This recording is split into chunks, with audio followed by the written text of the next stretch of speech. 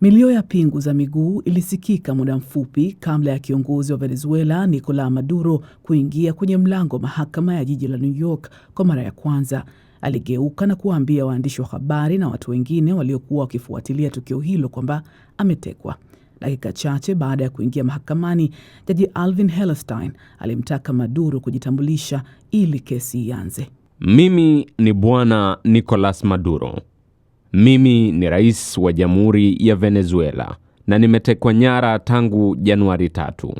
Nilikamatwa nyumbani kwangu huko Caracas, Venezuela. Jaji mwenye umri wa miaka 92 alimkatiza na kumwambia Maduro kwamba kutakuwa na wakati na mahali pa kuangazia hayo yote.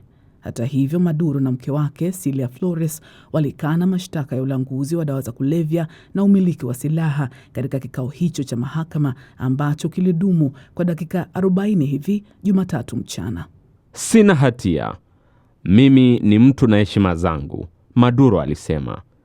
Huku Flores akiongeza kuwa hakuwa na hatia kabisa. Maduro aliye na umri wa miaka 63 na mke wake mwenye miaka 69 walifikishwa katika jela ya New York baada ya kukamatwa na vikosi vya Marekani kwenye makazi yake nchini Venezuela siku ya Jumamosi katika operesheni ya kushtukiza ya usiku wa manane iliyoshuhudia pia mashambulizi dhidi ya kambi za kijeshi.